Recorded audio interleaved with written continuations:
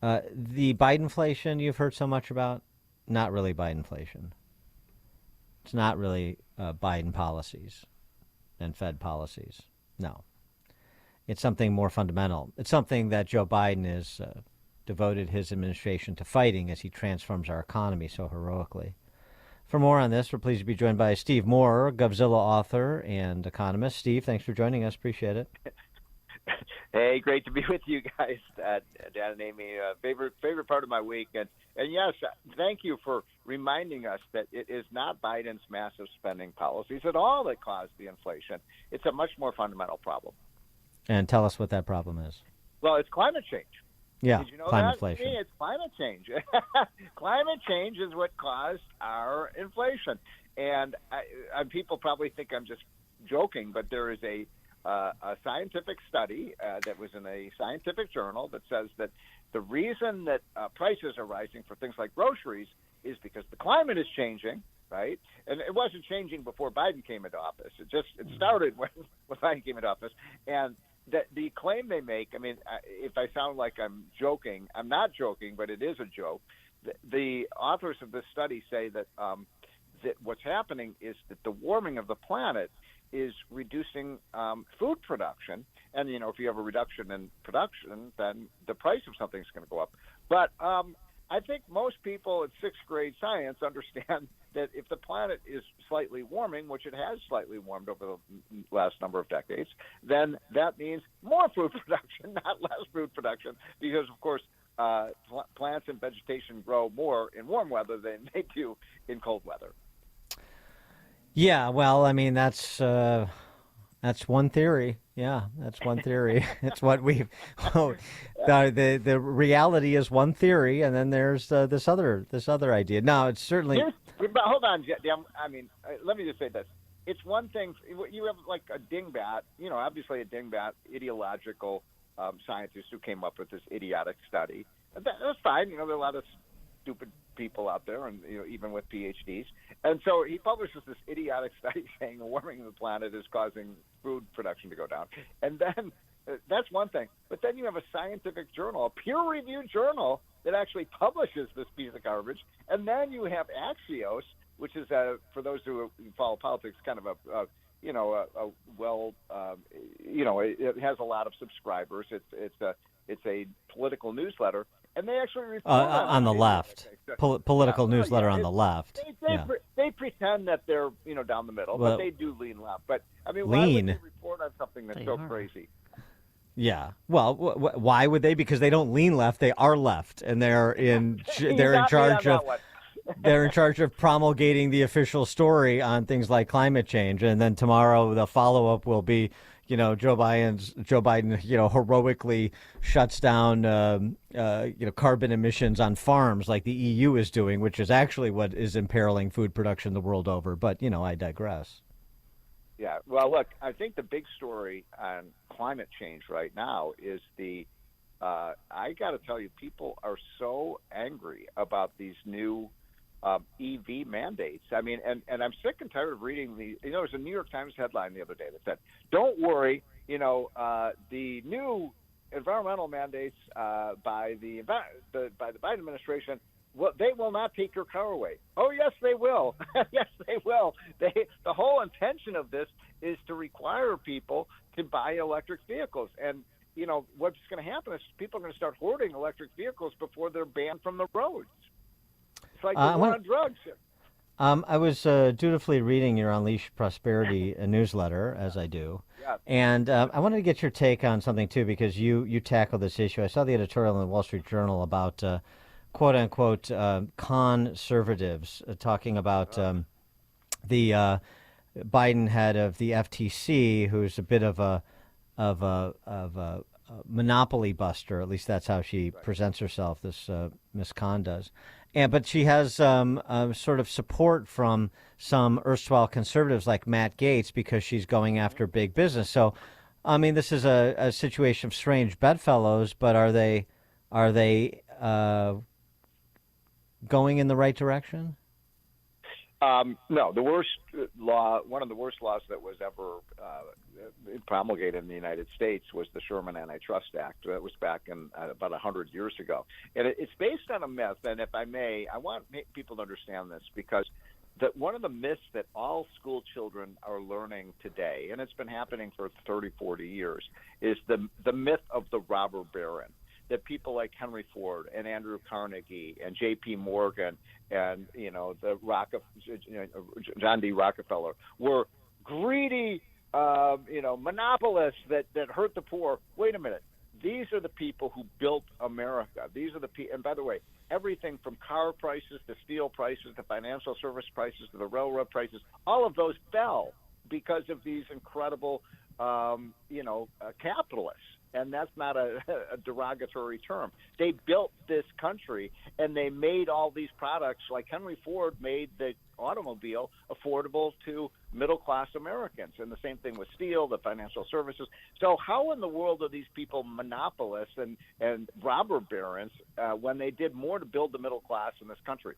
And that's still true today. I mean, I see that one of the cases they're bringing, this Lina Khan, by the way, she's a very smart lady. She's, I think, 38 years old. She's never worked a day in her life. She's been a university professor, and she's telling businesses, Dan, how to run their business when she's never even worked in the private sector, let alone run a business. And so now the latest is they're going after the Apple iPhone. Did you know, Amy, that the iPhone is a monopoly? Yeah, that's what I heard. Well, this has long been Krakajuia's hobby horse, right? That you have to choose the apps or the phones, and this. I mean, Yep. she's been railing on about that for years, and now she's got Lina Khan to do her bidding. Yes, and so what's happening here? I mean, look. First of all, there's a lot of competition. And do you remember, I mean, Dan, you and I are a little older than Amy, but you remember the first cell phone was like the Motorola cell. I think those were even made in Illinois. And, you've got many, many generations of cell phones now. The first cell phones, which came out, about 35, 40 years ago, those were like a brick, that got I still terrible have reception. mine. I still have all my cell phones. I have that, then the flip phone, and then the one where you pulled the antenna up. And yeah, the first cell phone call was made in Chicago suburbs. How about even more recently, the BlackBerry? There's a good movie about that, actually, the rise and fall. Yeah, that was a great movie. I love that movie. Yeah, by the way, I still have a drawer full of BlackBerries because I love the keyboard on the Black. Like most people, I do have an iPhone, but I don't like I'm always misspelling things because I can't do the typing that well, and I love the BlackBerry. But my point is, you've seen so many generations of cell phones. They used to cost $3,000. Now you can get an iPhone for I don't know what they cost now, $200. But they're much, they provide much better service. What's that? 200, 600 maybe for an iPhone. Okay, the new iPhone 15. It depends on what model. Well, I get Steve Moore still has the flip phone. That's why he hasn't updated his pricing.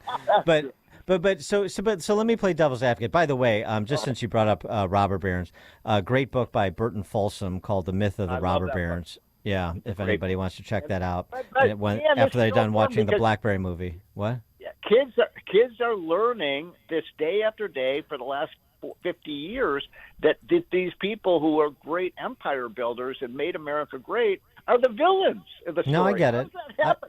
I get it. But so let me put this to you though too. I want you to explain this to conservatives. The enemy of my enemy is my friend, and if we can use Lina Khan as a blunt instrument to get at these noxious big tech companies that are manipulating elections and addicting teenagers to destructive social media platforms, then why not? Because because I believe in freedom of choice, and if you believe that that Google and Facebook and all these others are against conservatives and they're discriminating against you and taking you down, then you have a good option. Just turn the damn thing off. Don't use it. Nobody's putting a gun to your head and saying you have to use Google or you have to use Facebook or you have to use, Instagram or whatever these are. And do they discriminate against conservatives? Yes, they do. And I know a lot of your listeners are probably angry about that tech firm. So my point of view is, they built, by the way, Google build its platform, it should be able to put whatever it wants on its platform. Apple should be able to put whatever apps it wants. Why should the government tell Apple, a private company, what they have to put on their phone? I mean, it's a violation of their private property rights. Don't we believe in that, Dan? I hear you. I just wanted you to explain it because sometimes we forget, we fall into the trap of the other side to say, well, I want to get to my enemy by any means necessary, and you set precedents that you regret. To do it. Yeah, right. What they're forgetting, Dan, is that the biggest enemy is big government. I mean, I regard because the big government can take away things. Nobody can force me at Apple to do anything, but you know what? The government can. Right. Speaking of monopolies, the monopoly of force is where we should be focused. I agree. We mentioned this earlier by the way, you know what the worst monopoly in the United States is? What? Ma Bell. No. Talk about dating yourself. Yeah. They got rid of that monopoly. I know. I remember that. What am I talking about, Dan? Come on. What's the most vicious, government. Violent, destructive? What part of government? The Fed. No. Oh. The public school system is a monopoly. Yeah, I was going to say but destroying our children. The Department of Education. I want to see Lina Khan go after the public school monopoly, which is spending twice as much as they should and not educating our kids. Let's have total freedom in education. That's what I'm for. Well, I agree with that. Speaking of people making choices. I mentioned this earlier in the show, but we'll get a little distillation from you on it. Since Joe Biden took office, 3.7 million Americans have moved from counties that went for Joe Biden to counties that went for Donald Trump. That's something. Yeah, and guess what? One of the big counties that's losing population is Cook County. And, people are moving away from big blue cities that are just so mismanaged and because of the crime, the taxes, all of these things. And so they're moving to, look at people moving to Texas, Florida, all these counties, especially in the South. And, one other quick thing, because I know we're running out of time. One of the big stories of America was after the Civil War for the next 100 years or so, Black Americans moved out of the South, which was racist, and moved where? To cities like Chicago and Detroit and Milwaukee. And so that was the Great Migration. Guess what's happening now? Blacks are leaving the northern cities, and they're moving back to the South. And by the way, I thought the South was a racist region. I thought they hated minorities. Right. Yes. The great migration in reverse, which is hey, absolutely. Nothing is more of an indictment. Who are the biggest victims of all these progressive policies? Like, well, we're not going to fight crime and we're going to raise tax. It's minority Americans and poor Americans who are the victims of these stupid policies that you're putting in place in Chicago. I'm so sick of these, upper class, my liberal upper class friends. Oh, we do this to help the poor. You're not helping the poor. Steve Moore, Govzilla author and economist. Steve, thanks as always. Appreciate it. Yeah. Okay, guys, have a great week. Take care. Happy Easter. Bye. Thanks. You too, and he joined us on our turnkey.pro answer line. It's like a hot, steaming cup of information to start your day. It's